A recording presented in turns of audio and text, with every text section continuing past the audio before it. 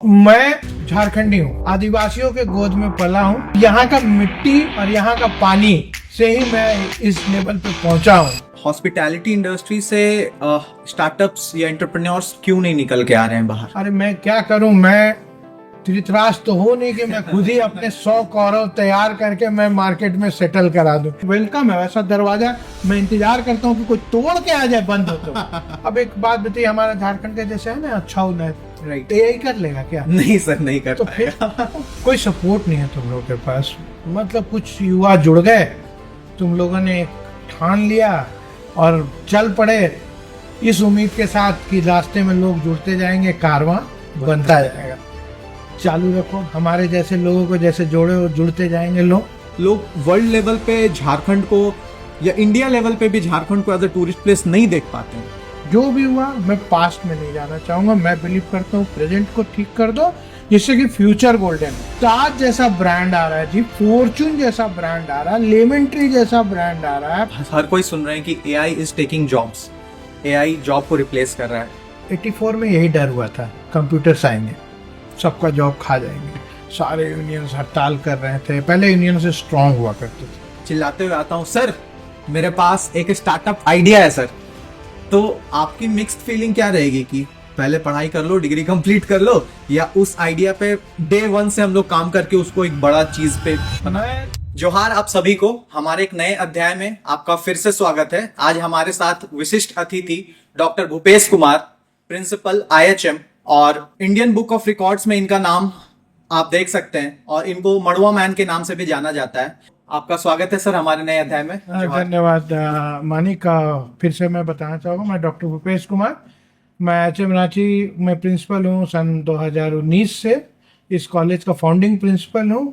और मानिक जी ने सही कहा, हम लोगों ने मड़वा से रिलेटेड 2 विश्व कीर्तिमान हासिल किए हैं इंडिया बुक ऑफ रिकॉर्ड्स में, और मड़वा मैन के नाम से भी प्रचलित हूँ। और इसके अलावा भी मैंने जो रिसर्च वर्क है हमारे हॉस्पिटैलिटी फील्ड के अंदर, मैं पायनियर रहा हूँ। और वाइकाटो यूनिवर्सिटी न्यूजीलैंड के साथ हॉस्पिटैलिटी रिसर्च पे बहुत काम किया हूँ।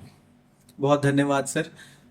सर हम जानना चाहेंगे, आपके लीडरशिप में IHM ने टॉप रैंक हासिल करा है, उसके पीछे का चैलेंजेस क्या रहा होगा सर? देखिए, चैलेंजेस मैं बताता हूँ। जब मैं 2019 में आया तो झारखंड में कोई भी IHM नहीं था।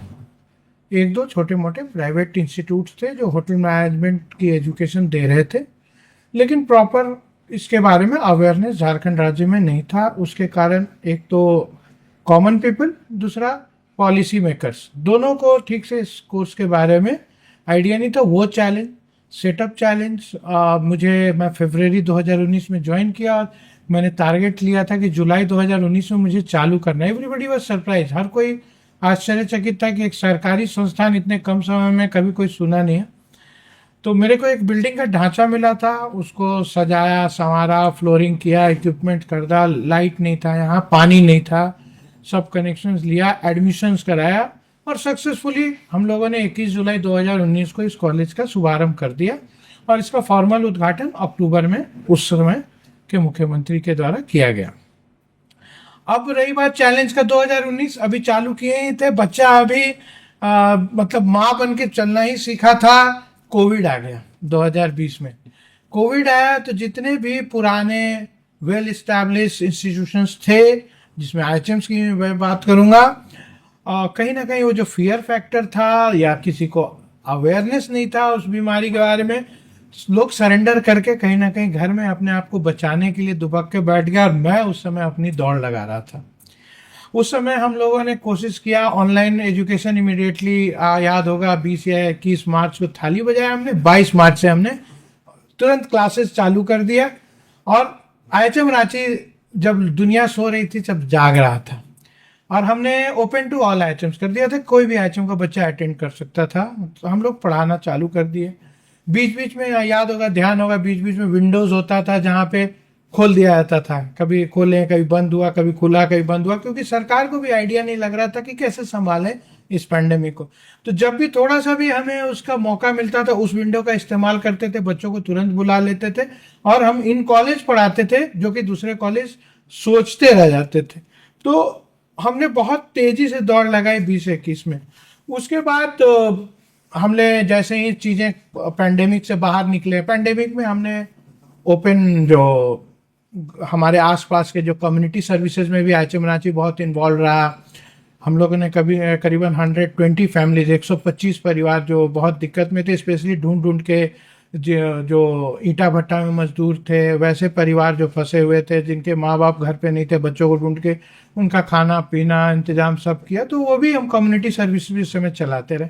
तो ऊपर वाले का आशीर्वाद रहा। जैसे ही हम लोग पैंडेमिक से निकले, हमने 2 विश्व कीर्तिमान, उस समय इंटरनेशनल ईयर ऑफ मिलेट 2023 में आना था, मैंने 22 से ही उसकी मुहिम स्टार्ट कर दी।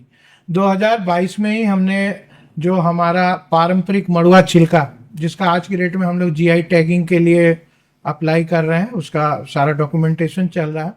मड़ुआ छिलका का हमने 135 तरीके का उसका रैप तैयार किया और 27 मिनट में। रैप क्यों बनाया? क्योंकि मड़ुआ छिलका कहीं ना कहीं जो आज के युवा हैं, बच्चे हैं, शायद मड़ुआ का स्वाद नहीं पसंद करते थे, और एक समय मड़ुआ को गरीबों का खाना भी कहा जाता था। पर रैप क्या है, आज की डेट में यूथ का पसंद है, नीश मार्केट का डिमांड है, तो हमने रैप बना के रिकॉर्ड विश्व कीर्तिमान किया। और 2023 जब इंटरनेशनल ईयर ऑफ मिलेट था, तो हमने कुकीज़ में मड़ुआ का इस्तेमाल किया। कुकीज़ और बिस्किट्स दोनों बनाए, और हमने 54 प्रकार के 54 वेराइटीज़ 52 मिनट में, 52 मिनट में हमने उसका कीर्तिमान। तो इसलिए मुझे मड़ुआ मैन के नाम से कुछ मीडिया के मित्रों ने नाम रखा और मुझे उससे सम्मानित किया गया। तो ये है हमारी कहानी की चैलेंजेस कैसे था। तो मैं उन चैलेंजेस को मैं ये कहूँगा कि वो मेरे लिए चैलेंजेस से ज़्यादा ब्लेजिंग्स थे, blazing in disguise. It's so inspiring sir. और मैं आपका बचपन का दौर जानना चाहूंगा। बचपन से ही आप पढ़ाई में रुचि रखते थे, पढ़ने में जैसे पढ़ाकू बोला जाता है वैसे थे, या कैसा रहा सर आपका बचपन? ये बड़ा आपको फिर से मज़ेदार लगेगा। बचपन की अगर मेरी बात करोगे तो मैं शैतान भी बहुत और पढ़ाई में भी बहुत आगे था। मतलब टॉप 5 में हर समय रहा, लेकिन फर्स्ट नहीं आया कभी लाइफ में, क्योंकि मैं उतना किताबी कीड़ा बनना नहीं चाहता था। मेरे कॉन्सेप्ट क्लियर थे, इसलिए हर समय क्लास में टॉप 5 रहा। बचपन से लेके जब तक मैंने 10th कंप्लीट किया था, टॉप 5 में मेंटेन किया। शैतानी की बात करोगे तो हर तरीके का शैतानी में भी आगे रहा, लेकिन कभी पकड़ा नहीं गया। एक बार पकड़ा गया था, टिफिन चोरी करके खा जाता था मैं सारे क्लासमेट्स के जो अच्छा अच्छा लंच लाते थे।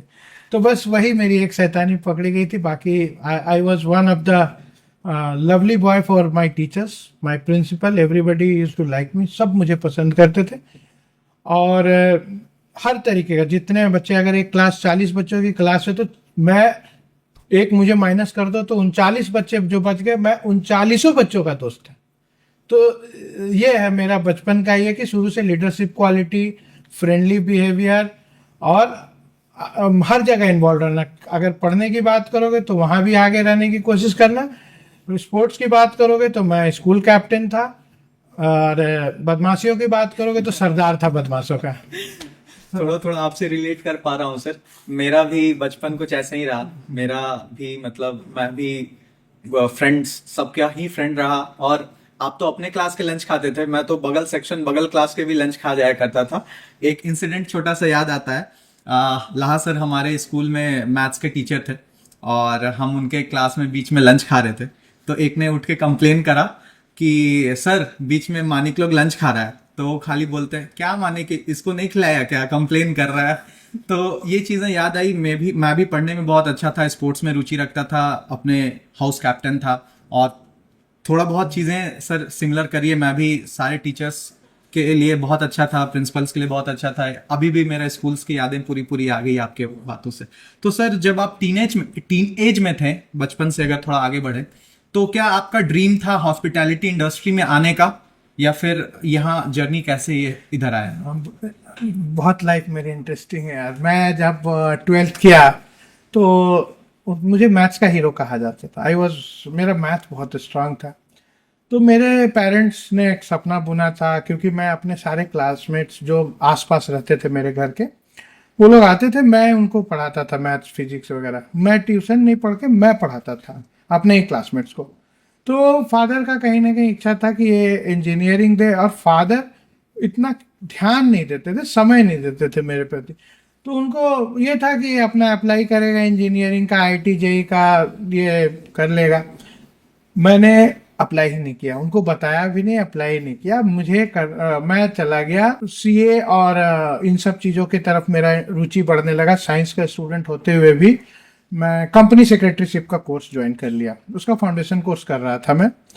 तो उसी समय मेरा एक दोस्त था, उस समय कोई मोबाइल का ज़माना नहीं था, हम बात कर रहे हैं 90s में जब हम लोग थे, तो मोबाइल के बारे में पता भी नहीं था मोबाइल आएगा ये। तो मेरा एक फ्रेंड था डोरंडा में एजी चौक पे एक हरा रंग का फॉर्म खरीद रहा था। मैंने बोला ये क्या भर रहा, क्या पता 12th में कहीं फॉर्म भरने का कोई आदत था ही नहीं ऐसा कुछ। तो बोला होटल मैनेजमेंट का फॉर्म भर रहे हैं।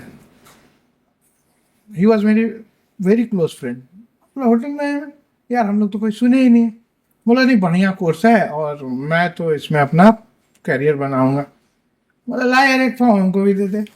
वो उसी ने मुझे खरीद के फॉर्म भी दे दिया, मैंने पैसे भी नहीं दिए। फॉर्म उसने भरा, मैंने भी भरा, मैंने उसको दे दिया, मेरा भी पोस्ट कर देना। उसने जो भी प्रोसेस था वो प्रोसेस कर अपना कंप्लीट किया।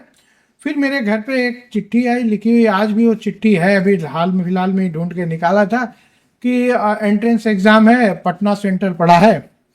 तो एनडीए का भी फॉर्म भरा था, उसी दौरान 4-5 दिनों का गैप था। एनडीए का सेंटर कोलकाता में पड़ा था और इसका सेंटर पटना में पड़ा था। तो मैंने एनडीए का एग्ज़ाम दिया, वहाँ से मैं पटना चला गया, होटल मैनेजमेंट का एंट्रेंस दिया, वापस आ गया। एनडीए में मैं चूक गया, कुछ नंबरों के लिए मेरा कट ऑफ से दूर रह गया। और इसमें मेरे को फिर से एक चिट्ठी आ गई कि मुझे कोलकाता एक पर्टिकुलर डेट को रिपोर्ट करना है, next round of selection process hotel management के लिए। और उसमें चॉइस भरना था कुछ कॉलेजेस का कि कहाँ आप लेना चाहोगे। तब मुझे पता चला कि होटल मैनेजमेंट के इतने सारे कॉलेजेस इंडिया में हैं। गया, इंटरव्यू था, ग्रुप डिस्कशन हुआ, एक्सटेम्पोर हुआ, उस समय सिलेक्शन होता था जो आप ख़त्म कर दिया गया, अब तो नहीं। और देखे अपना चला गया। मैं तो मस्त था, मुझे लगा मैंने सब अच्छा से किया है, जो जवाब दिया हूँगा ठीक ही दिया हूँगा। वापस आया, फिर से रिजल्ट आ गया कि आपको आईएचएम भुवनेश्वर रिपोर्ट करना है और ये फीस है, ये जमा करना है, इस तारीख को रिपोर्ट करना है। भुवनेश्वर हम लोग के लिए पहली बार नया सा है। अगेन भुवनेश्वर के बारे में मैं तो जानता भी नहीं था उस समय, बस उड़ीसा का कैपिटल भुवनेश्वर, दैट्स इट। इसके आगे नहीं, इसके पीछे नहीं। फादर ने अपने एक फ्रेंड के बेटे के साथ मुझे अरेंज किया, वहाँ भेजा हम लोगों ने। वहाँ पे हॉस्टल नहीं मिलता था फर्स्ट ईयर में, सरप्राइजिंगली नया बच्चा जा रहा है, हॉस्टल नहीं मिलता था। तो अपना हमने घर वगैरह ढूंढा और होटल मैनेजमेंट में भरा। जब हमने क्लासेस किया, हफ्ता भर में मुझे पता चला कि होटल मैनेजमेंट होता क्या है। तो यहाँ से मेरी होटल मैनेजमेंट की जर्नी स्टार्ट हुई। सर उस समय का प्रोसेस एडमिशन का अभी का प्रोसेस में कितना डिफरेंस आ गया है? बहुत टफ था हमारे समय में, तो लगता था कि हमने अचीव किया है, क्योंकि एंट्रेंस एग्ज़ाम बिना कोई कोचिंग का, बिना कुछ पते का, सिर्फ सिलेबस आइडिया होता था। गए, एग्ज़ाम दिए, रिजल्ट आता है, फिर आपको ग्रुप डिस्कशन हो रहा है, एक्सटेम्पोर हो रहा है, इंटरव्यू हो रहा है, तब आप सेलेक्ट हो रहे हो। तो वो जमाना गोल्डन पीरियड था। अभी क्या है, कोचिंग भी होता है, ऑनलाइन भी सब कुछ है, मटेरियल अवेलेबल है, आपको एंट्रेंस देना होता है, एडमिशन आपको बस उसके मेरिट पे बन गया और कंफर्म हो गया, और ऑलमोस्ट एडमिशन सीटों के अनुपात में आजकल सबको मिल जाती है। तो अब तो मतलब एक केक वॉक है। अब तो एंट्रेंस एग्ज़ाम तो जो दिया वो लकी है, और हम लोग के समय में पता नहीं होता था कि लकी हैं कि अनलकी हैं। वो तो एक जब चिट्ठी आती थी तब पता चलता था। सर जैसे कोई आईएचएम में आना चाह रहा है तो आईएचएम रांची बाकी आईएचएमओ से कैसे अलग है सर? हाँ, ये जो बताओगे मैं बताता हूँ। पहली बात तो इंडिया का एजुकेशन सिस्टम आज़ादी के बाद जो चालू हुआ था, अब रिसेंटली ये लोग जो नेशनल एजुकेशन पॉलिसी 2020 की बात करते हैं, चेंज की बात कर रहे हैं। अभी चेंज ऑन पेपर हुआ है, यूनिवर्सिटीज़ ने इम्प्लीमेंट किया है, लेकिन वो भी अभी भी पुराना कन्वेंशनल ऑर्थोडॉक्स प्रोसेस को छोड़ नहीं पा रहे हो, मोह माया से बाहर नहीं निकल पाए। लेकिन हम 2019 में जब एनईपी लॉन्च हुआ था 2020 में, उससे पहले 2019 में मैं अपने फैकल्टी से लड़ा करता था कि एजुकेशन जो तुम लोग देखे हो भूल जाओ, माइंड से वाइप आउट करो। मैं जो कह रहा हूँ नया कॉन्सेप्ट, बच्चे नए हैं, जेन जी की बात करते हैं हम, जेन जी को ऐसे नहीं पढ़ाया जा सकता है। और मैंने रिसर्च बेस्ड एजुकेशन पे एम्फेसिस किया। किताब लिखना, नोट्स लिखना, मैं सबके अगेंस्ट था। फैकल्टी को अडॉप्ट होने में मेरे साथ टाइम लग रहा था। तो हमारे यहाँ एक तो बच्चों को सिलेबस से बियॉन्ड पढ़ाते हैं हम। ओवरऑल जो होलिस्टिक डेवलपमेंट की तरफ हम ज्यादा पुराने style of hotel management courses में था, स्किल पे ज्यादा ध्यान देते थे। मतलब कुकिंग है तो कुकिंग में, सर्विस है तो सर्विस फ्रंट ऑफ, मतलब वो लोग फोकस करके एरिया को। मैं उससे बियॉन्ड चला गया। मैं बोला कि मैनेजमेंट कोर्स है ये, स्किल के साथ मैनेजरियल स्किल नहीं दोगे तो बच्चा सस्टेन नहीं करेगा, इंडस्ट्री क्विट कर देगा। तो हमने बच्चों को रिसर्च सिखाया, मैं बच्चों को मैनेजरियल स्किल्स पे ज़्यादा ध्यान दिया। इवेंट मैनेजमेंट मेरे कॉलेज में जो होता है बच्चे करते हैं डायरेक्ट मेरे साथ कोऑर्डिनेशन में, कोई टीचर का सपोर्ट नहीं। हम लोग होटल में जो फंक्शन चलता है, जिस तरह से होटल एक मैनेज होता है, मैं बच्चों को हायरार्की में बनाकर, जीएम है, एचआर मैनेजर है, एफएनयू मैनेजर है, फ्रंट ऑफिस मैनेजर है, एग्जीक्यूटिव से सब बना रखा हूँ बच्चों को। और वो एज ए होटल मेरे इंस्टीट्यूट को पैरेलली चलाते हैं other than the classes. Plus जब हम प्रैक्टिकल्स की बात करते हैं तो मैं अपने टीचर्स के साथ एम्फेसिस करता हूँ कि जो इंडस्ट्री का मेनू कार्ड उठाओ, जो आज की डेट में डिमांड में, बच्चों को वो सिखाओ। प्लस आप लोग पता नहीं सुने हो कि नहीं, मिशलिन स्टार वगैरह होता है रेस्टोरेंट, वो प्लेटिंग पे ज्यादा ध्यान देते हैं जी। तो प्लेटिंग पे, डेकोरेशन पे, फूड प्रेजेंटेशन पे ज्यादा ध्यान दो। आदमी आज की डेट में बहुत ज्यादा एक्सपेरिमेंटल हो गया। आपने ध्यान दिया होगा रेगुलरली कितना रेस्टोरेंट हर दिन देखते होगे, इंस्टाग्राम पे भी जो इन्फ्लुएंसर मार्केटर्स होते हैं वो हर दिन एक नया रेस्टोरेंट में खाना खा रहे होते हैं। तो जो कस्टमर लॉयल्टी है वो खत्म होते जा रहा है। पहले की तरह नहीं है कि हम जैसे रांची का एग्जांपल दूं, अभी रांची में बैठे हैं तो पहले क्या होता था, कावेरी पंजाब से ईट हाउस चॉइस नहीं था लोगों के पास ईट आउट करने को। अभी इतना चॉइस है, एक बार आपके यहाँ खाएगा दोबारा आपके यहाँ आएगा, इसकी कोई गारंटी नहीं। तो जब तक आप इनोवेट नहीं करोगे, जब तक आप नया चीज कस्टमर्स को नए तरीके से पुरानी चीज को कस्टमर्स को प्रेजेंट नहीं करोगे, आप उनको अट्रैक्ट नहीं कर पाओगे। तो ये तो एक खाने का है, मतलब मैं पूरा ओवरऑल हॉस्पिटैलिटी की बात करता हूँ। प्लस मैं अपने बच्चों को इस तरह से तैयार कर रहा हूँ कि आज की डेट में हमारा होटल मैनेजमेंट सेक्टर ओपन हो चुका है। जो हॉस्पिटैलिटी में बच्चे ग्रेजुएट करते हैं उनको हम रिटेल मैनेजमेंट के लिए भी तैयार कर रहे हैं, और अच्छा खासा बड़े बड़े रिटेल ब्रांड्स हायर करने आ रहे हैं। फैसिलिटी मैनेजमेंट के लिए तैयार कर रहे हैं, और सबसे हाईएस्ट पैकेज आज की डेट में फैसिलिटी मैनेजमेंट के लिए बच्चों को सोडेक्सो जैसी कंपनियां दे रही हैं। तो उसके लिए हम तैयार कर रहे हैं। इवेंट मैनेजमेंट के लिए तैयार कर रहे हैं, क्योंकि आज की डेट में माइस सेक्टर बहुत इवॉल्व हो रहा है। आप देखोगे कॉर्पोरेट मीटिंग्स भी, आप देखोगे डेस्टिनेशन वेडिंग्स का नाम सुनोगे बहुत होता है, बर्थडे वगैरह अलग तरीके से ही सेलिब्रेट हो, मतलब छोटा से छोटा इवेंट को भी बड़ा इवेंट किया जा रहा है। तो इवेंट मैनेजमेंट में मैं अपने बच्चों को क्रिएटिवली तैयार करता हूँ। मेनी अ टाइम जब मेरे सोशल मीडिया पे ये सब इवेंट्स के पोस्ट जाते हैं तो लिख कर आता है कि आईएचएम रांची के पास लगता है फंड बहुत ज्यादा है। फंड ज्यादा नहीं है, तरीका मेरा अलग है। फंड वही है जो सबके पास रहता है, भाई आईएचएम है, जिस आपका फीस है उस तरह मेरा फीस है, पर आप किस तरह से आप अपने खर्चे मेंटेन करो और मैं किस तरह से कर रहा हूं वो डिफरेंट है। नजरिया अपना अपना है, चश्मा का पावर सबका अपना अपना है। सर तो बेसिकली मैंने आपका एक इंटरव्यू में सुना भी था कि आप बता रहे थे कि आपके पास स्टूडेंट्स कम पड़ जाते हैं, इतने आपके पास रिक्वायरमेंट्स है, तो इसको प्लेसमेंट्स है, तो वो कैसे फुलफिल कर पा रहे हैं सर आप? फुलफिल करना तो देखो मुश्किल है, वही तो कह रहे हैं, हमने अप्लाई भी किया था सीट बढ़ाने का, बट अभी परमिशन नहीं मिला है हमें। हम 120 के इनटेक पे ही हैं, और मेरे पास ऑन एन एवरेज 20 कंपनीज आ रही हैं। अब आप देखोगे अगर मैं 100-120 बच्चे लेके एक कॉलेज चला रहा हूँ और 20 कंपनीज आ रहा है, तो ऑन एन एवरेज पर company even if you calculate it by 5 तो शॉर्टेज पड़ जाता है, क्योंकि कोई कोई ब्रांड आता है वो उसको 15-15 बच्चे भी चाहिए होते हैं, बल्क में चाहिए होते हैं, तो शॉर्ट पड़ता है। और थ्रू आउट द ईयर मैं परेशान रहता हूँ। I keep on receiving call from general manager, HR manager कि सर बच्चे हैं हमारे यहाँ, वैकेंसी है, भेजो भेजो भेजो, आप तो हमें दे ही नहीं रहे हो।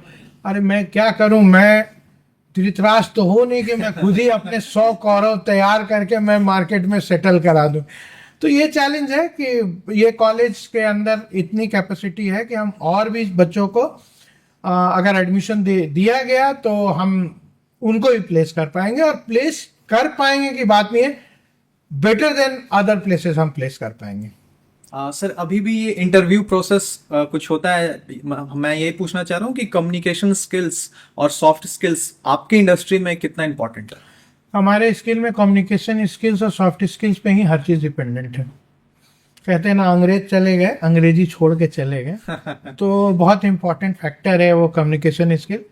अब मैं लड़ता हूँ, आप जाओगे दूसरे कंट्री में, चाइना जाओ, फ्रांस जाओ, वहाँ पे देखिएगा वो अपने लैंग्वेज को बहुत इंपॉर्टेंट देते हैं। बट हमारे यहाँ अभी भी इंग्लिश एक रिक्वायर्ड है। इवन एडमिशन जो है हमारे यहाँ, उसमें इंग्लिश सब्जेक्ट कंपलसरी है 12th में बच्चे का होना चाहिए। तो कम्युनिकेशन स्किल है, और उसके लिए मुझे मालूम है मेरे पास किस बैकग्राउंड के बच्चे आते हैं, तो हम लोग स्पेशली उनको तैयार करते हैं। मेरा बच्चा जो आज आया है 3 साल बाद, वो कॉन्फिडेंटली इंटरव्यू के दौरान बैठकर बहुत आसानी से हर क्वेश्चन का जवाब, जैसा भी इंटरव्यूअर को रिक्वायर्ड है, इंग्लिश में रिक्वायर्ड है या बोथ लैंग्वेज में वो कंफर्टेबल है, वो आसानी से कम्युनिकेट कर पाता है।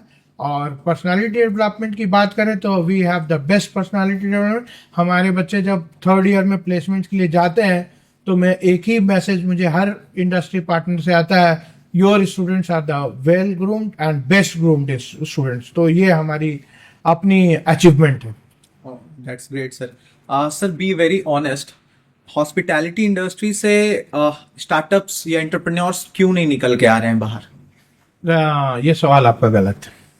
एंटरप्रेन्योर इतने आ रहे हैं, स्टार्टअप्स इतने आ रहे हैं, और सिर्फ मेरे हॉस्पिटैलिटी एजुकेशन के बच्चे नहीं, दूसरे भी लोग जो हॉस्पिटैलिटी में अपना स्किल्स नहीं आजमाए हैं, वो भी आप देखोगे इस सेक्टर में डिस्ट्रप्शंस क्रिएट कर रहे हैं। वो खुद एक्सपेरिमेंट्स कर रहे हैं, वो भी आना चाह रहे हैं बिजनेसेस लेके मेरे सेक्टर में। तो हॉस्पिटैलिटी किया हुआ बच्चा तो बेस्ट करता ही है। मेरे पास एग्जाम्पल्स हैं। आज से अराउंड 15 साल पहले एक बच्चा को मैंने यूएसए में प्लेस किया था जब मैं राजकोट में पढ़ाया करता था, और अभी वो अमेरिका में 4 होटलों का ओनर है।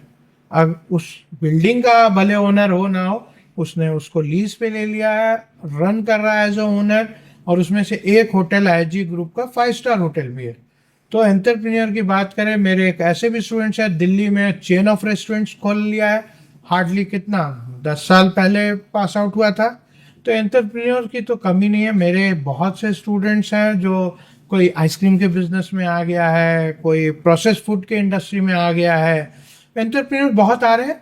मानिक प्रॉब्लम क्या है कि झारखंड में आईएचएम का प्रॉपर एक्सपोजर नहीं था, इसलिए नहीं दिख रहा है आपको झारखंड में। जी, आप नेट पे सर्च करो, रिसर्च करो, देखो कितने ऐसे एंटरप्रेन्योर्स हैं जो इस पढ़ाई को करने के बाद successfully they are billionaires, millionaires, what ever you say. वो क्योंकि मेरे पास उनका टर्नओवर रेशियो नहीं है दिखाने को, तो आएगा, झारखंड से भी आएगा।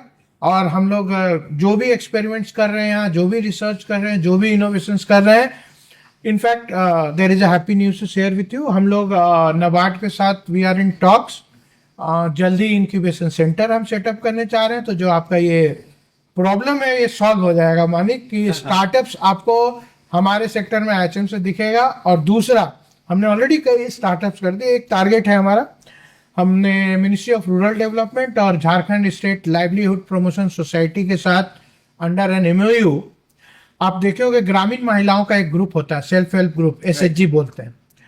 100 उनके लिए कैफे पूरे झारखंड में हम लोग खोल रहे हैं। 3 साल का टारगेट है, 1 साल निकल चुका है। हमने करीबन अभी तक 30 कैफे के जितनी दीदियां हैं उनको ट्रेन कर दिया है, मेन्यू डेवलप कर दिया है। 1-2 सक्सेसफुली, बहुत सक्सेसफुली रन कर रहा है, कुछ अभी भी स्टार्टअप हिकअप्स में है, चल रहे हैं, रनिंग है, बट रेवेन्यू अभी बढ़ने में टाइम लग रहा है क्योंकि वो मार्केट को समझ रहे हैं, मार्केट उनको समझ रहा है। तो और वो गांव की ग्रामीण महिला है, पढ़ी लिखी नहीं है, तो वो एंटरप्रेन्योरशिप में आई हैं, हमने इनको सिखाया है कि बिजनेस कैसे करते हैं।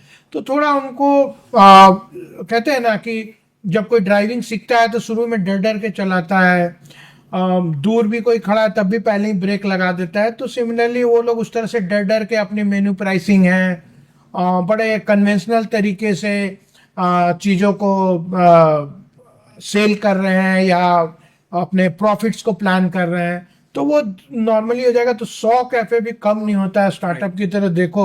और क्या बताऊं, मतलब क्या है, हमारे झारखंड में जो आदिवासी बहुल क्षेत्र है, हमारे लोगों के पास जंगल के अलावा क्या था। अब हम उसको बियॉन्ड लेके गए हैं कि भाई तुम कैफे बिजनेस में आओ। अभी हम एक हमारा एमओयू की बात चल रही है, द ओपन फील्ड फोरम है एक, जी। उन लोगों से हम लोग बात कर रहे हैं, महुआ पे हम लोग रिसर्च कर रहे हैं। महुआ क्या होता है, सीजन आता है समर में, गिर जाता है, खत्म हो जाता है, बर्बाद हो जाता है। उसको प्रॉपर एक उसका हम एक सिस्टम बना रहे हैं, एक इकोसिस्टम क्रिएट कर रहे हैं जहां पे hand free collection of Mahua basket में, फिर उसको सन ड्राई कर रहे हैं और उससे हम लोग नए प्रोड्यूस लाइक महुआ का नेक्टर निकालने की सोच रहे हैं, जैम बनाने की सोच रहे हैं और भी कई प्रोडक्ट। तो वो जब हम इनोवेट करके लेके आएंगे प्रोडक्ट, वो एंड ऑफ द डे उन फॉरेस्ट जो इनहैबिटेट्स हैं उनको ही हम बेनिफिट देंगे। तो वो भी एक स्टार्टअप से कम नहीं है। राइट। क्योंकि वो बेचारा क्या करता था, महुआ लेके आया बाजार में, बैठा, जो लोग को समझ में आया थोड़े बहुत खरीद लिया, अदरवाइज वो स्पूरियस लीकर बनाने में चला जाता था। हम उसको ऐसा कर देंगे कि महुआ का लीकर के लिए महुआ बचे ही नहीं, पूरा डिमांड मार्केट में चला जाए और वो हेल्दी कंजम्पशन है, उसकी अपनी एक स्वीटनेस है। और एक रिसर्च पेपर पढ़ रहा था, उस महुआ का जो स्वीटनेस है उससे इंसुलिन भी स्पाइक नहीं होता है। तो हम रिप्लेस करेंगे शुगर को, जैगरी को, महुआ को उसके स्वीटनर से रिप्लेस करने की कोशिश करेंगे। सर, हमेशा आप झारखंड और झारखंड के लोगों के लिए बढ़ के आगे आते हैं, स्टार्टअप्स इकोसिस्टम्स की बात करें। और रादर देन IHM, हम जिस भी इंस्टीट्यूशंस में गए हैं, वहाँ के प्रिंसिपल वहाँ के स्टूडेंट्स को ही तजब्बू देते हैं, वहाँ के स्टूडेंट्स को ही हेल्प करते हैं। आप सर पूरे झारखंड के लोगों के लिए मदद करने के लिए हमेशा खड़ा रहते हैं, इसके लिए तो पहले ही धन्यवाद। दूसरा मैं जानना चाहूंगा सर कि यहाँ का जो स्टार्टअप इकोसिस्टम है वो आपको कैसा लगता है? कुछ गैप्स है जिसको फुलफिल किया जा सकता है, या ये इकोसिस्टम को और कैसे डेवलप किया जा सकता है सर? यहाँ पे स्टार्टअप इकोसिस्टम है भी, तुम्हारे को लगता है एग्जिस्ट नहीं करता है। मतलब कोशिश कर रहे हो, मैं जानता हूँ आप लोग का भी स्टार्टअप इकोसिस्टम में इंटरवेंशंस करने का बहुत कोशिश कर रहे हो, प्लेटफॉर्म दे रहे हो नए यूथ्स जो नया नया स्टार्टअप लेके आ रहे। एक प्रोग्राम में इनफैक्ट मैं भी गया था, मैंने देखा, आई अप्रिशिएट। लेकिन अभी भी पॉलिसी में इंक्लूड होकर through the real stakeholder, जब तक ये इकोसिस्टम को वो लोग ठीक नहीं करेंगे, हम स्टार्टअप में थोड़ा सा स्लो है। लेकिन दिख रहा है मुझे, hope is there, present government is thinking a lot. कई स्कोप्स में देख रहा हूं कि वो लोग सोच रहे हैं। अब उस सोच को कार्यान्वित करना है तो हमारे जैसे लोगों को आगे आना होगा। जरूरी नहीं है कि हम हाथ पे हाथ धरे बैठे कि सरकार करेगी फिर हम करेंगे। तो हो, जैसे आप लोग स्टेप ले रहे हो उसी तरह और भी स्टेप ले रहे हैं। अगर मैं बात करूं इंक्यूबेशन सेंटर अगर मेरा एक्टिवेट हो जाता है तो इसी तरह धीरे धीरे होगा। मेरे को देख के जो अदर स्टैब्लिश अच्छे इंस्टीट्यूट, जैसे अभी जो आप बात कर रहे हो, I not name those institute but they are big brands, central government के हैं, हमारे झारखंड राज्य में, और आप सही कर रहे हो, अपने स्टूडेंट्स के बियॉन्ड नहीं देख रहे। Right. I will not name them क्योंकि they are pride of our Jharkhand. तो वो अपने स्टूडेंट्स के बियॉन्ड नहीं देख रहे हैं। और मैं मेरे स्टूडेंट के लिए तो मेरे पास टीम पड़ी है ना, मेरे टीचर्स हैं ना उनका ख्याल रखने के लिए।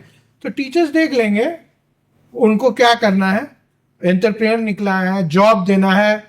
क्योंकि मैं दोनों तरीके से ना उनको जो पढ़ा रहा हूँ, तो मैं तो जॉब क्रिएशन की भी बात कर रहा हूँ। तो बच्चे ही है मेरा जो जॉब सीकर भी बन सकता है, जॉब क्रिएटर भी बनेगा। लेकिन वो पास आउट होते हैं, अगर जॉब क्रिएटर बनने की बात करोगे तो उसका एक्सपीरियंस नहीं।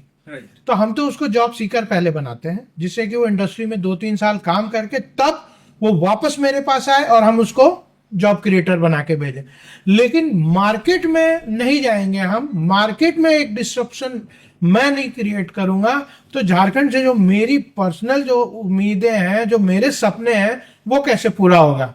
राइट। तो मैं झारखंडी हूँ, जी सर। आदिवासियों के गोद में पला हूँ, और मतलब यहाँ का मिट्टी और यहाँ का पानी से ही मैं इतना इस लेवल पे पहुंचा हूँ। तो मुझे दोनों को देखना है। मेरे बच्चे मेरे लिए बड़े अजीज हैं, लेकिन मेरा झारखंड उससे भी कहीं ज़्यादा अजीज है, तो मुझे तो उसके लिए करना है। बहुत धन्यवाद सर, जब आप ये बातें कर रही हैं तो मुझे गूजबम्स आ रही है sir. So thank you so much. और बेसिकली स्टार्टअप झारखंड सर इस इकोसिस्टम को फुलफिल करने की कोशिश कर रहा है, जो हमारा स्टार्टअप I agree. झारखंड है। आप स्टार्टअप झारखंड के बारे में दो शब्द क्या बोलना चाहेंगे, और हम लोग as a startup Jharkhand community और क्या लेके आए झारखंड के वासियों के लिए, ताकि यहाँ के इकोसिस्टम को, यहाँ के एंटरप्रेन्योरशिप को, यहाँ के स्टार्टअप्स को और डेवलप किया जा सके sir. I appreciate you all. पहला चीज तो जो कर रहे हो, मैंने देखा कोई सपोर्ट नहीं है तुम लोगों के पास। मतलब कुछ युवा जुड़ गए, तुम लोगों ने एक ठान लिया और चल पड़े इस उम्मीद के साथ कि रास्ते में लोग जुड़ते जाएंगे, कारवां बनता जाएगा। चालू रखो, हमारे जैसे लोगों को जैसे जोड़े हो, जुड़ते जाएंगे लोग। अब रही बात कि आगे क्या करना, आपने तो एक प्लेटफॉर्म बनाया जहाँ पे आप उनको इकट्ठा कर रहे हो, वो अपने आइडियाज़ को प्रेजेंट कर रहे हैं, लेकिन अगर उसको आपको बूस्टअप करना है तो इसको आप अदर वे राउंड लाओ। जैसे एग्जांपल दूंगा, एग्जैक्टली तो कॉपी नहीं कर पाओगे, but example shark tank method में जाना पड़ेगा। राइट। इन्वेस्टर्स को हमको झारखंड में लाना पड़ेगा। ढूंढो, रिसर्च करो, पहले उनको इन्वेस्टर्स को इकट्ठा करो जो स्टार्टअप्स में अपना पैसा लगाने को तैयार है। अब उनको एक तरफ, और एक तरफ जिनको आप लाते हो, जो अपने इनोवेशंस आइडिया को प्रेजेंट करते हैं, आमना सामना कराओ। सिर्फ विनर घोषित कर देने से क्या हुआ कि तुम्हारा बेस्ट लगा हमें idea, you can be good, वो बंदा आगे जा रहा है तो उसको कोई सपोर्ट सिस्टम नहीं मिल पा रहा, तो अब हमें ही other way round support system भी हम ही लोग ढूंढने की कोशिश करते हैं। राइट। क्योंकि अभी एक ग्रुप बन गया है, इसके पास इन्वेस्टर्स को दिखाने के लिए कुछ है कि देखिए हमने ऐसा किया, लास्ट इवेंट्स के रिपोर्ट्स हैं, स्टार्टअप आइडियाज हैं, उनको पूरा एक बुक फॉर्म में बनाकर इन्वेस्टर्स के पास लेके जाओ। जब इन्वेस्टर्स को एक प्लेटफॉर्म पे ले आओ, एक कॉन्फ्रेंस जो स्टार्टअप झारखंड करते हो, एक तरफ वो बैठे, एक तरफ जो स्टार्टअप करना चाहते हैं वो आए, let them have face to face. Right. और उसके बाद कुछ लोगों को जो बेस्ट परफॉर्म करते हैं, इन्वेस्टर से हम लोग सपोर्ट कराएं। अब उनके बीच में जिस तरह से भी एग्रीमेंट करना चाहे, वो इन्वेस्टर का लुकआउट होगा कि वो उस बिजनेस में इक्विटी लेना चाहता है, कमीशन लेना चाहता है, वो देखो वो बात की बात है, पर इन्वेस्टर इन्वेस्ट करने को पहले तैयार हो जाना चाहिए। तब जाके देखना इतने लोग भाग भाग के आएंगे, और आपको फिर क्वार्टरली करना पड़ जाएगा। मैं बता रहा हूं, फिर क्वार्टरली से मंथली करना पड़ जाएगा, और उसके बाद एक ऐसी बड़ी यूनिट हो जाएगी कि कहीं नहीं आप एक जगह बैठोगे, इन्वेस्टर अपने आप चल के आएगा, स्टार्टअप अपने आप चल के आएगा, और आपको एक प्लेटफॉर्म क्रिएट करना पड़ेगा कि कैसे उन दोनों को हम ज्वाइन करें। Right sir. सो हमारा एक सक्षम प्रोग्राम है सर, जिसमें हम स्टार्टअप्स को गाइड करते हैं, मेंटरशिप प्रोवाइड करते हैं। और लास्ट सक्षम प्रोग्राम से एक हमारा स्टार्टअप है जिनको इन्वेस्टर्स मिले हैं, उनका मैं नाम लेना चाहूंगा। हाँ। अजय सत्यापति लॉजिक लेंस के फाउंडर हैं। उनको हमारे थ्रू उनको फंडिंग्स भी मिला है, और हमें कुछ फॉरेन इन्वेस्टर्स, कुछ वीसीज भी अप्रोच कर रहे हैं कि आपके पास स्टार्टअप्स है, हम कुछ इन्वेस्ट करना चाह रहे हैं, जिसमें आप नए आइडियाज लेके आ सकते हैं, पिच कर सकते हैं। और यहाँ पे सर मुंबई, दिल्ली, गुजरात से कुछ इन्वेस्टर्स भी आ रहे हैं इस बार। वेरी गुड, वेरी गुड, वही बात करना चाह रहा था मैं। लास्ट टाइम क्या था सर कि हम लोग छोटे लेवल पे स्टार्ट कर रहे थे, तो उस समय बहुत बेहतरीन आइडियाज या फिर बहुत बल्क में लोग नहीं आ रहे थे, तो इन्वेस्टर्स को भी थोड़ा सा चाहिए रहता है कि हमें इन्वेस्ट करने के लिए अच्छे पोटेंशियल स्टार्टअप्स आए। तो वो प्लेटफॉर्म हम लोग रेडी करना चाह रहे थे। अब लगभग वो प्लेटफॉर्म हम लोग रेडी कर चुके हैं, और कुछ इन्वेस्टर्स इस बार आ रहे हैं। तो आप सभी का स्वागत है, आइए अपने आइडियाज को पिच कीजिए इस सेशन में, और हो सकता है कि आप भी अजय सत्यापति की तरह अपने स्टार्टअप के लिए इन्वेस्टमेंट ले रहे हो। I fully support you and agree you. Thank you so much sir. अब दूसरा मैं आपसे ये क्वेश्चन पूछने ही वाला था, आपने आंसर दे दिया कि क्यों आईएचएम के पास अपना इंक्यूबेशन सेंटर नहीं होता है। आप उस पर बहुत आपसे बात हमारी होते रहती है, आप बता भी रहे थे उस समय और अभी भी आपने बताया कि एक इंक्यूबेशन सेंटर आप रेडी करने की कोशिश कर रहे हैं। तो सर यहाँ अगर कोई, मैं ही फॉर एग्जांपल आपका स्टूडेंट हूं, आपके डोर से एंटर करता हूं और चिल्लाते हुए आता हूं, सर मेरे पास एक स्टार्टअप आइडिया है सर, तो आपकी मिक्स्ड फीलिंग क्या रहेगी कि पहले पढ़ाई कर लो, डिग्री कंप्लीट कर लो, या उस आइडिया पे डे वन से हम लोग काम करके उसको एक बड़ा चीज पे बनाने के मैं लिए? इमीडिएटली कुर्सी छोड़ के पहले तो उसको गले लगा लूंगा। मैं इस फैक्ट बता रहा हूँ, मैं उस पढ़ाई के साथ साथ भी हो सकता है स्टार्टअप। मेरे पास एक बच्ची है जो फर्स्ट ईयर से अभी सेकेंड ईयर में जाएगी।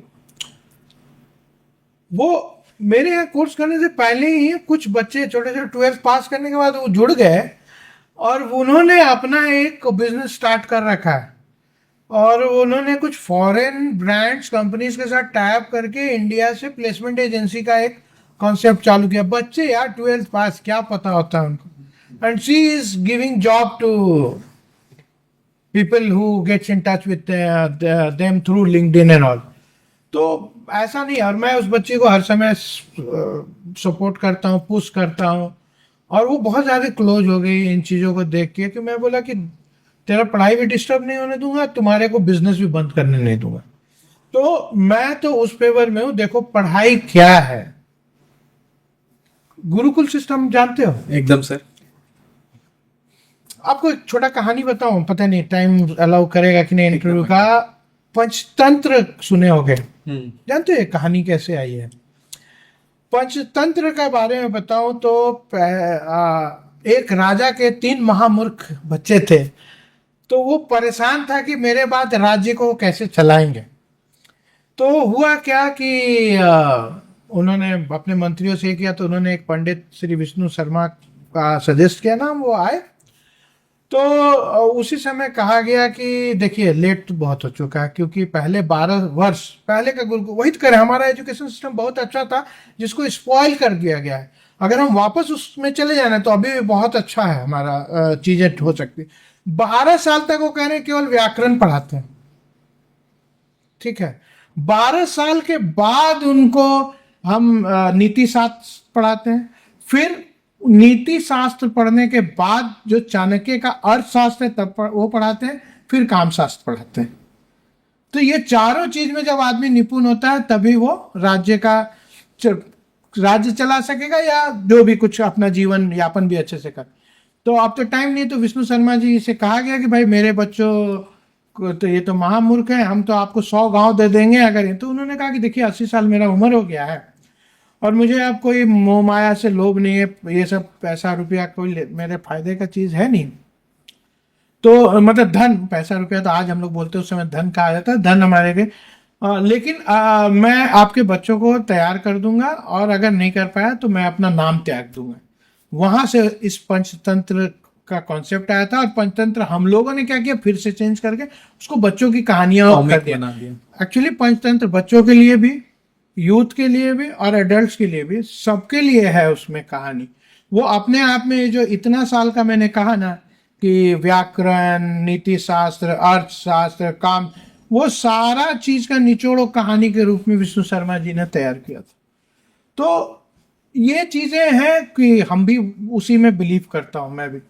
तो बच्चा पढ़ते पढ़ते किताब की पढ़ाई और परीक्षा देके निपुण नहीं होता है, वही बताना चाह रहा हूं। तो जब बिजनेस की हम बात कर रहे हैं, तो अगर बच्चा बिजनेस करता है तो वही तो मेरा पर्पज था ना, राइट। या तो नौकरी करे या व्यवसाय करे। मेरा तो पर्पज था कि उसको उसमें निपुण बनाए ना, उसको अर्थशास्त्र का ज्ञान, नीति शास्त्र का ज्ञान, व्याकरण, जो आप कम्युनिकेशन स्किल्स की बात कर रहे हो, राइट। नीति शास्त्र, हम जो लोगों से हॉस्पिटैलिटी की बात कर रहे हैं, कैसे व्यवहार रखना है, कैसे लोगों से मिलना है जुलना है, नेटवर्किंग है, व्यवसाय का पात्र, नेटवर्क, Yes. बिहेवियर, ये सब। और अर्थशास्त्र, इकोनॉमिक्स के बिना तो बिजनेस होगा नहीं। एंड काम Shastra is basically related to your family life. तो इन सब चीजों का बैलेंस ही तो तैयार करके मुझे उस बच्चे को, मतलब कहते हैं ना सोना को आग में पकाओ तो कुंदन बनता है, तो कुंदन बनाना। तो इसका मतलब ये थोड़ी जो है कि सिलेबस मुझे किसी ने दे दिया है, टीचर्स को बोल दिया रटवा दो, परीक्षा लिखवा दो, बच्चा पास हो जाए, उसके बाद घर भेज दो। नहीं, तो अगर वो बिजनेस लाए तो वो पढ़ाई में मुझे हेल्प होगा, क्योंकि उस बच्चे को बिजनेस के थ्रू मैं सिखा दूंगा, बिजनेस करते करते जो मेरा पर्पस था 3 साल में डिग्री के बाद वो बने, वो बना दूंगा। तो इसीलिए वेलकम है, वैसा दरवाजा मैं इंतजार करता हूँ कि कोई तोड़ के आ जाए, बंद हो तो। ऐसे तो दरवाजा खुला रहता है, पर गलती से बंद हो, उसका आइडिया माइंड से उड़ नहीं जाए, वो चाहे तो तोड़ के आ जाए, दरवाजा मैं बनवा लूंगा, फाइन नहीं लगाऊंगा उस पर। Thank you so much sir on behalf of all the students. व्याकरण की बात करें सर, तो अभी अगर आप मुझसे बोलेंगे क ख ग घ ज्ञ तक बोलने का, तो हो सकता है कि मैं अभी फंबल करूं, याद ना कर पाऊं।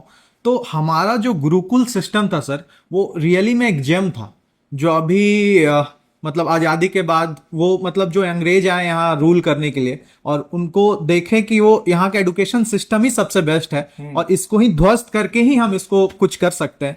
तो आपका क्या राय है सर, ये गुरुकुल सिस्टम वापस कैसे इंडिया में लाया जा सकता है?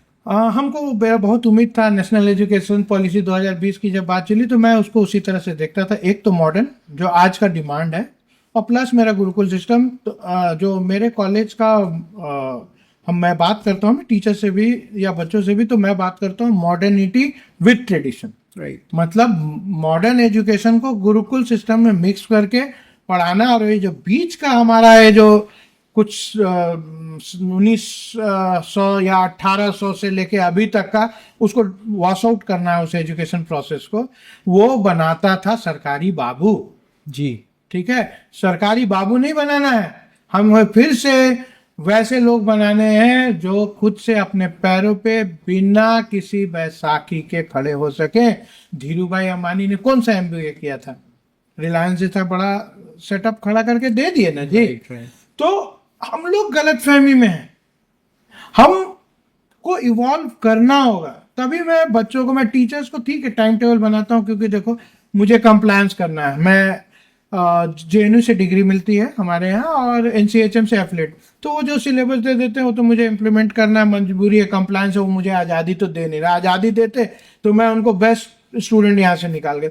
लेकिन उसके अलावा मैं क्या करते हूँ कि मैं अपने टाइम टेबल में जहाँ जहाँ मुझे स्पेस मिल रहा है, मैं स्पेशल अलग एक्टिविटीज इंक्लूड करने की कोशिश कर रहा हूँ जो बच्चों को वहां से इवॉल्व करके लाए। अब देखो एग्जाम्पल, आज आप बैठे हो ना, वैकेशन है, सब आईएचएम बंद है। मेरा कॉलेज 19 जून से खुल गया है। अच्छा। क्यों? मेरा कंप्लायंस था 7 जुलाई से सेशन चालू होना है एकेडमी, तो 7 जुलाई से जो मेरा कंप्लायंस है वो सिलेबस करना होगा। तो मैंने बच्चों को 2 हफ्ते पहले बोला, और 2 हफ्ते में मैंने टीचर्स को हटा दिया है। मैं बाहर से इंडस्ट्री एक्सपर्ट्स लाया हूँ, और वो लगातार 10 दिन, हर दिन कभी कहीं से जीएम आ रहे हैं, कहीं से एचआर मैनेजर आ रहे हैं, कहीं से एलएनडी आ रहे हैं, और वो पढ़ा रहे हैं इंडस्ट्री का कॉन्सेप्ट, ना किताब खोल रहे हैं ना कुछ। तो बच्चा का ओवरऑल डेवलपमेंट जो होना चाहिए इस कोर्स को करने के बाद, वो बात तो कर रहे हैं। तो मैं उसी की बात करता हूँ कि मुझे जहाँ मौका मिलता है, अपॉर्चुनिटी मिलता है, मैं उसको यूनिक तरीके से करता हूँ। इसका नाम स्मार्ट क्लासेस होता है, मेरा पेड प्रोजेक्ट है, और कहीं नहीं, आप पता कर लेना, झूठ नहीं बोलूंगा, कहीं नहीं चल रहा है। सब जगह 7 जुलाई से कॉलेजेस खुलेंगे, मेरा 19 जून से खुला। क्यों? मुझे एक्स्ट्रा देना है बच्चों को, मेरी इच्छा है, और कोई रोक नहीं सकता। मैं उसके लिए एक्स्ट्रा फीस नहीं चार्ज कर रहा हूँ बच्चों को। तो that's the best way I can do for my students. Listen, all IHM students, you all are very grateful to have a principal like Bhupesh sir.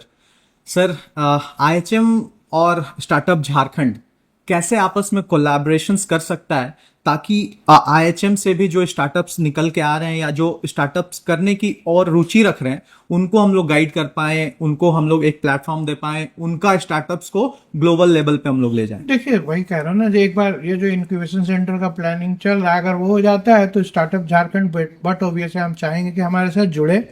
वो इंक्यूबेशन सेंटर में तो मैं चीज़ों को इनोवेट करने का एक प्लेटफॉर्म दूंगा, मैं बिजनेस सिखाऊंगा, फिर स्टार्टअप झारखंड आएगा जो उनके लिए एक प्लेटफॉर्म क्रिएट करेगा। तो मतलब इन कोलैबोरेशन हम लोग उस प्लेटफॉर्म पे जाएंगे। स्टार्टअप झारखंड मेरा, कहते हैं ना, एक एक्सटर्नल अफेयर्स मिनिस्ट्री होती है और एक होम अफेयर्स मिनिस्ट्री होता है।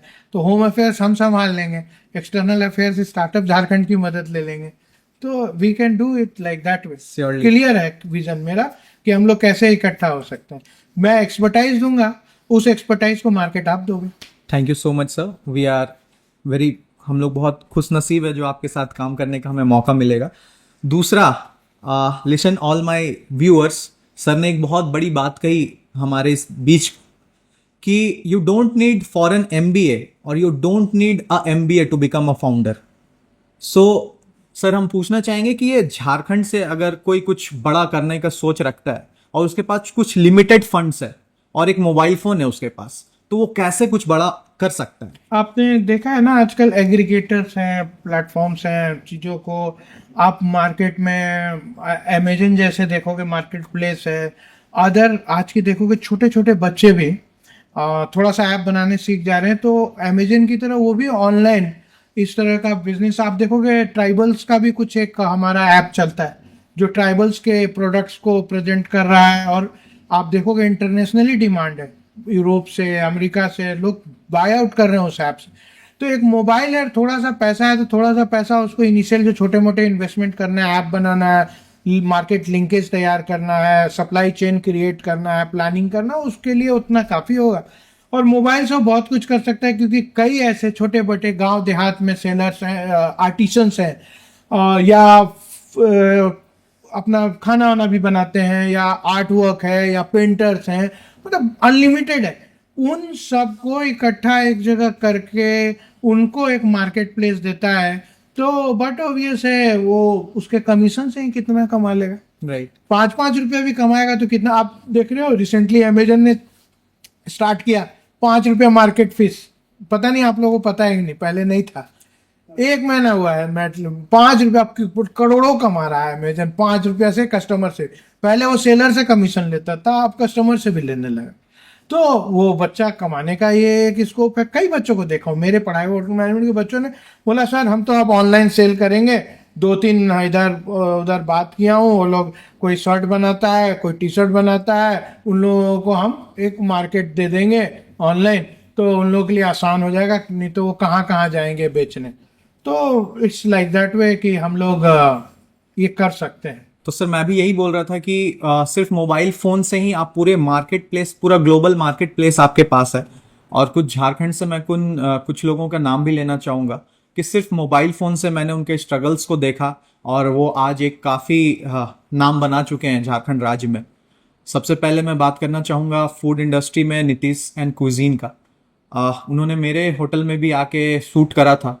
उस समय उनके पास एक मोबाइल फ़ोन, बहुत सस्ता सा मोबाइल फ़ोन था सर, जो गर्म हो जाता था जब वो रिकॉर्ड करते थे तो। और उन्होंने मेरे फ्रिज पे उसको रखा पहले ठंडे होने के लिए, फिर उन्होंने रिकॉर्ड करा और आज ग्लोबल लेवल पे अपना नाम भी बना रहे हैं। तो सो congratulations Nitish from our industry. और दूसरा सर एक ट्रैवलर है आर्या, जो हमारे इवेंट में भी आए थे।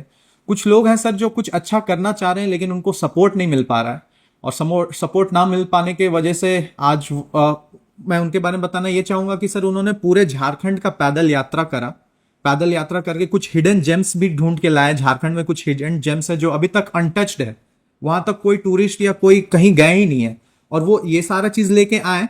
बट उनको यहाँ के इंडस्ट्री एक्सपर्ट से, यहाँ के टूरिज्म डिपार्टमेंट से या किसी से कोई मदद नहीं मिल पाया। आज वो बैंगलोर में जॉब कर रहे हैं सर।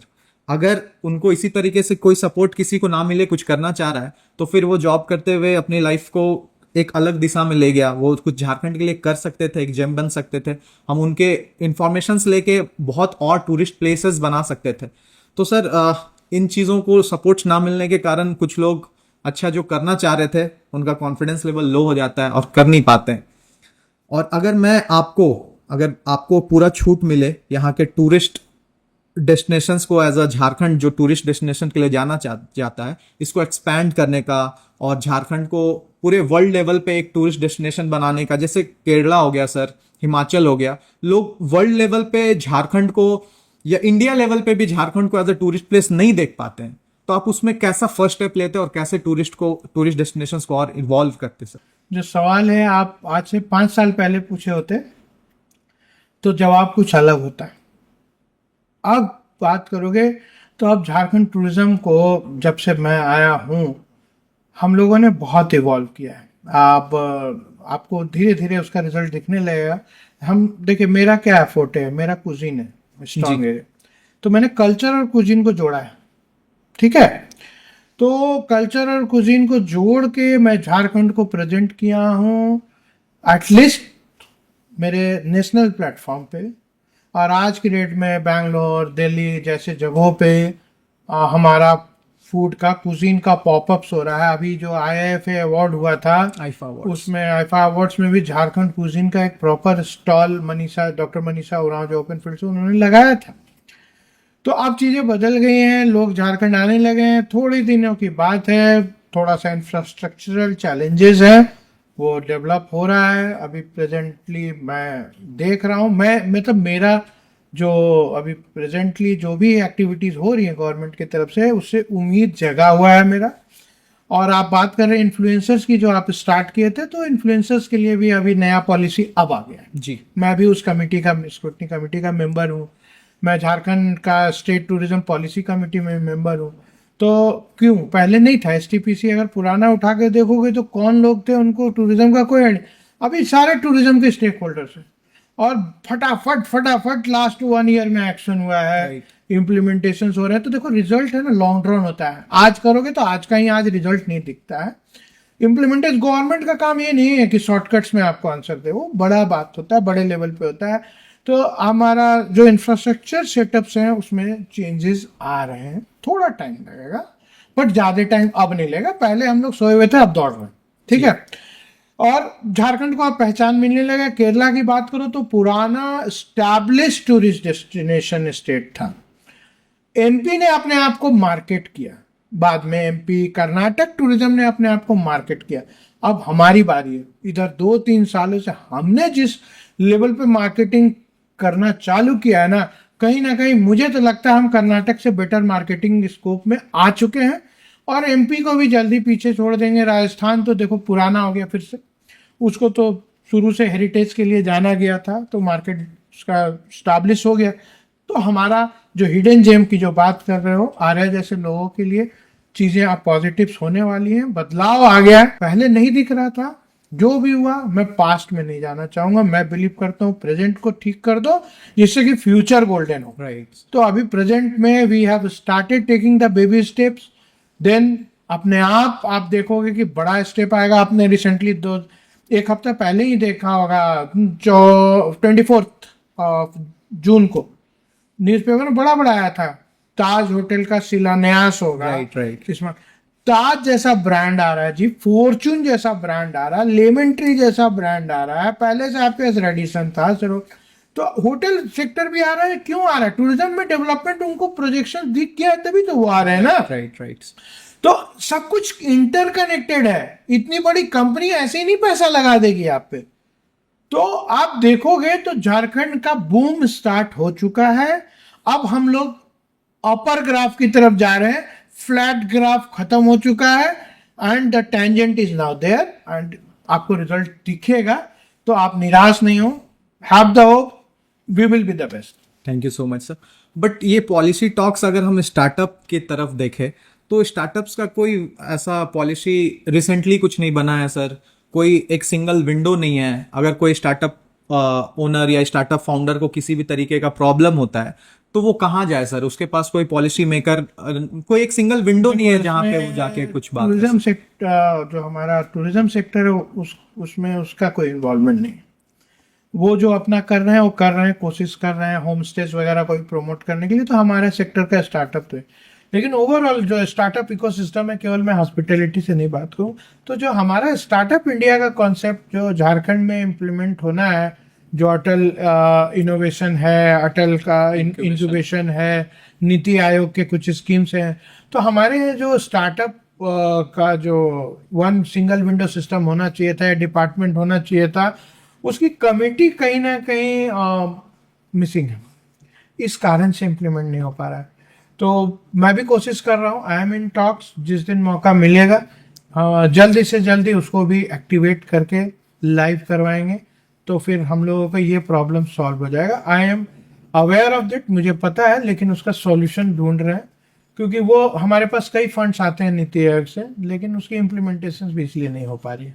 तो ये चैलेंज है, इसको मैं नकार नहीं रहा हूँ, बट इसका सॉल्यूशन है और बहुत बड़ा प्रॉब्लम नहीं है ये। बस वो जो छोटा सा एक है कि एक कमिटी होती है, अप्रूवल्स होते हैं, सिलेक्शंस होते हैं, वो चीज़ को एक्टिवेट करना होगा, वो एक्टिवेटेड नहीं है। छोटे छोटे लेवल पे हो रहा है। जैसे अभी देखिएगा DC रांची ने एंटरप्रेन्योर्स, जी, 100 एंटरप्रेन्योर्स वाला लॉन्च किया है। Right right. तो वो अपने लेवल पे छोटे छोटे पॉकेट्स में स्टार्ट हो गया, बट ये जो स्टेट लेवल पे है तो वो हमारा स्टार्टअप झारखंड जब तक लाइव नहीं, जैसे स्किल इंडिया झारखंड देखोगे पूरी फुल स्पीड दौड़ रहा है, आप बहुत सारे एक्टिविटीज में इन्वॉल्व होने लगा है, रिजल्ट्स दिख रहे हैं, लेकिन स्टार्टअप झारखंड के रिजल्ट्स नहीं दिख रहे क्योंकि इम्प्लीमेंटेशंस नहीं है। तो वी होप सो, मुझे उम्मीद है कि उसको भी हम लोग सुधार पाएंगे। Thank you so much on behalf of all startup founders sir. Lastly थोड़ी एआई की तरफ बात करके हम इसको कंक्लूड करेंगे। हम आजकल सुन रहे हैं सर, और बहुत हर कोई सुन रहे हैं कि AI is taking jobs, AI job को रिप्लेस कर रहा है। आपको क्या लगता है सर कि एक अच्छा कम्युनिकेटर होना, एक अच्छा कॉन्फिडेंट लोग कम्युनिकेटर हो, तो उनका जॉब रिप्लेस कर सकता है एआई? वो आपका जो बर्थ ईयर है क्या है? 1998 है सर। इसीलिए नहीं कनेक्ट कर पाओगे। हम लोग हैं 70s के, तो 84 में यही डर हुआ था कंप्यूटर्स आएंगे, सबका जॉब खा जाएंगे। सारे यूनियंस हड़ताल कर रहे थे, पहले यूनियन से स्ट्रांग हुआ करते थे, बंदी हो रही है, ये हो रहा है, वो हो रहा है, हमारा जॉब चला जाएगा, कंप्यूटर्स आ रहे हैं, कंप्यूटर्स आ रहे हैं। आया कि नहीं कंप्यूटर? आया सर। किसका जॉब खाया कंप्यूटर? और किसी का नहीं खाया। जॉब दिया। हाँ, नया, बस आपको नई स्किल्स सीखनी होती है।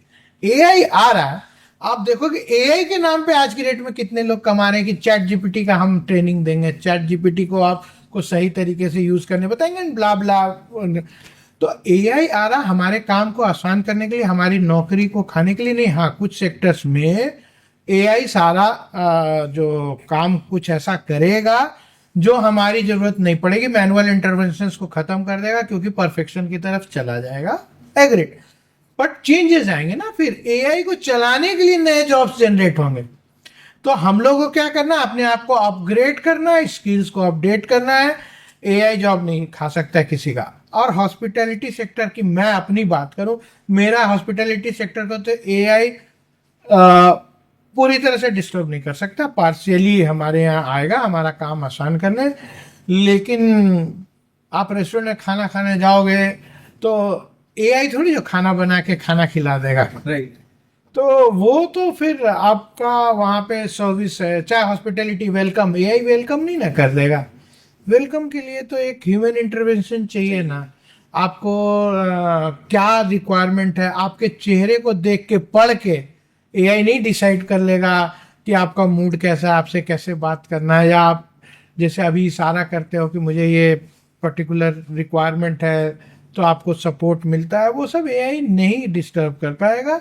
एआई टेक्नोलॉजी आएगी, हमारे सेक्टर में भी आएगी, बाकी सेक्टर्स में भी आएगा, काम को आसान करेगा। लेकिन हम लोगों ने अगर अपने आप को अपग्रेड नहीं किया तो हम बेरोजगारी की बात करेंगे। नहीं तो एआई आने के बाद तो रोजगार इतना ज्यादा सृजित होगा कि हर एक के लिए कुछ ना कुछ एआई अर्निंग का एक उपाय देगा। तो उसको समझना होगा।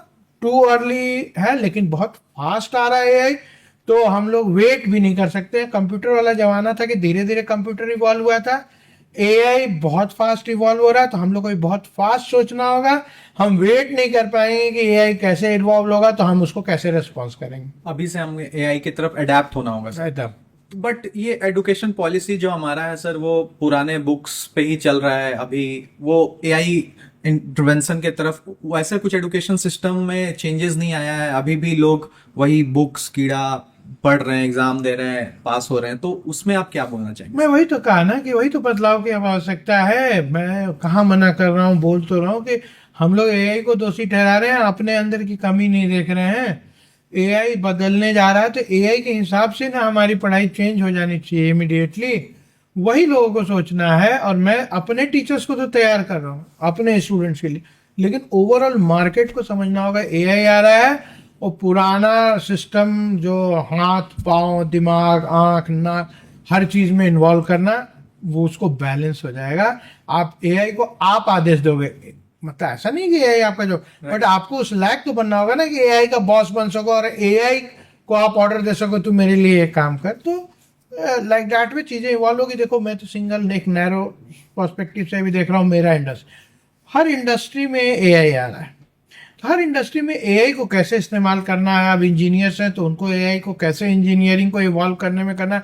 डॉक्टर्स एआई को कैसे इस्तेमाल करेंगे, आर्टिशियंस एआई का कैसे इस्तेमाल करेंगे, कल्चरल आर्टिस्ट कैसे इस्तेमाल करेंगे। अब धीरे धीरे सबको समझना होगा और इसके साथ तुरंत अडेप्ट हो जाना। अब एक बात बताइए, हमारा झारखंड का जैसे है ना अच्छा होना राइट। एआई कर लेगा क्या? नहीं सर, नहीं कर तो फिर पाएगा। तो ये चीजें जो हमारा डोकरा आर्ट है एआई बना देगा क्या? नहीं सर, सोहराई पेंटिंग नहीं बना पाएगा सर। तो बस वो कंप्यूटर पे बना देगा। हाँ। पर दीवारों पे, कैनवास पे, वो तो ठीक है, आएगा ये, आने दो, लेकिन हम लोग को उसके साथ बैलेंस होना है।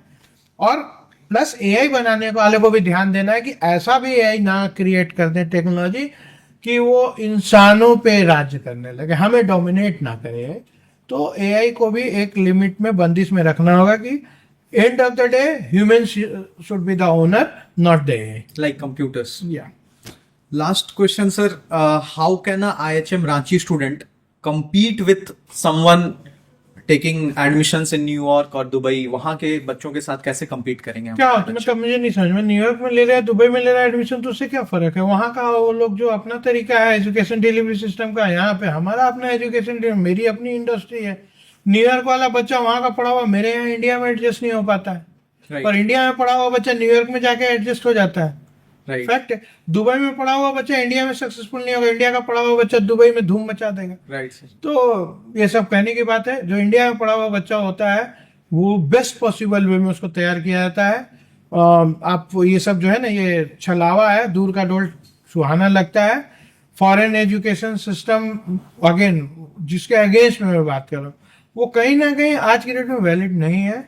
हमारा ही एजुकेशन सिस्टम रोबस्ट था, उसको हमको पकड़ के रखना है। फिर से नया एजुकेशन पॉलिसी को वो मॉडर्निटी विद ट्रेडिशन वाला मिक्स तैयार करके, अगर पॉलिसी होल्डर्स, पॉलिसी मेकर्स और स्टेक होल्डर्स अगर कर दें तो चीज़ें बहुत जल्दी बदल जाएगी। और उम्मीद करता हूँ कि हमारे जो पॉलिसी मेकर्स हैं, डिसीजन जो ले रहे हैं बैठ के वहाँ, वो लोग इस चीज़ को जल्दी समझ जाएं। तो हम भी जानते हैं सर कि हमारे इंडियंस में कितना पोटेंशियल है, और हम इंडियंस ही पूरे वर्ल्ड वाइड धूम मचा रहे हैं, चाहे वो दुबई हो, चाहे फॉरेन के कोई भी कंट्रीज हो, चाहे वो नासा ही क्यों ना हो, या जो टॉप लेवल पे भी है। आप देख रहे होंगे हर जगह इंडियंस का ही नाम आ रहा है, हर जगह लीडरशिप इक्विपमेंट्स में भी, लीडरशिप जगह पे भी इंडियंस है, और हम इंडियंस ही पूरे वर्ल्ड वाइड पे धूम मचा रहे हैं और आगे चल के भी धूम मचाएंगे। सर, लास्ट क्वेश्चन के साथ एंड करना चाहूंगा। जो आपसे मिला था तो आपने एक बात कही थी सर, जो मेरे दिल पे लगा था, और मैं चाहता था कि आप उस पर थोड़ा सा प्रकाश डालें। How you want to be remembered sir? आप कैसे चाहते हैं कि लोग आपसे... हर आदमी चाहता है कि उसको मतलब he should be remembered, liked by many people. तो मैं तो देखो, मैं अपना काम किए जा रहा हूँ, मेरे को जो आदेश आया है मैं उस आदेश को इम्प्लीमेंट कर रहा हूँ। जो मतलब मैंने मनुष्य ये में जन्म लिया है, जो मेरा कर्म है वो कर रहा हूँ। लेकिन मेरे को आगे पीछे कुछ नहीं पता, मेरे को बस एक ही इच्छा रहती है कि भाई जिस दिन यहाँ से बाय बाय टाटा करो दुनिया से, जी, जब मेरा यहाँ का लेखा जोखा खत्म हो जाए और कहा जाए कि अब तुम वापस आ जाओ, तो उस दिन मेरा जब जनाजा निकले ना तो बड़े धूम से निकले, वैसे याद चाहता हूँ कि लोग करें मुझे। बहुत धन्यवाद सर, बहुत काफी समय दिया आपने हमें, और सारे लिसनर्स के तरफ से भी धन्यवाद देना चाहूंगा। बहुत ही फ्रूटफुल रहा ये, मैं काफी इंटेक्स ले पाया आपसे, काफी नॉलेज ले पाया, और हमेशा आप हम लोगों को ऐसे ही मेंटरशिप गाइडेंस देते रहे सर। और बहुत धन्यवाद हमसे। धन्यवाद, धन्यवाद। जोहार।